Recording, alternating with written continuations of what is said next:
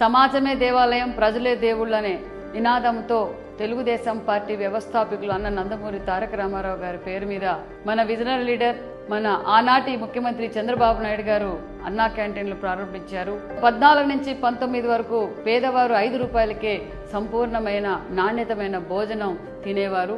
19లో నా బీసీలు, నా ఎస్సీలు, నా ఎస్టీలు అని చెప్పి బడుగు బడిగిన వర్గాలతో ఓటేయించుకొని అధికారంలోకి వచ్చిన తర్వాత జగన్మోహన్ రెడ్డి గారు అన్నా క్యాంటీన్లన్నీ తొలగించి పేదవారి ఆకలిని కొట్టిన ముఖ్యమంత్రి ఎవరంటే జగన్మోహన్ రెడ్డి గారు అనే చెప్పాలి.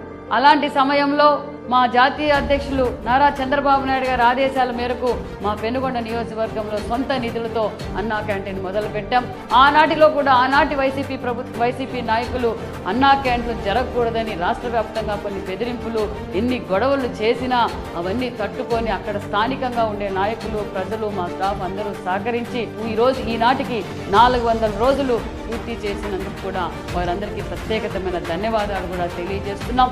ఏదైతే ఎన్నికల సమయంలో మా ఎన్డీఏ ప్రభుత్వంలో అన్నా క్యాంటీన్లన్నీ మళ్ళీ మొదలు పెడుతున్నామని మాట చెప్పాం. ఆ మాట ప్రకారం నిలబెట్టుకున్న ముఖ్యమంత్రి చంద్రబాబు నాయుడు గారని చెప్పాలి. దగ్గరలో రాష్ట్ర వ్యాప్తంగా అన్నా క్యాంటీన్లు కూడా ప్రారంభిస్తున్నామని కూడా తెలియజేస్తూ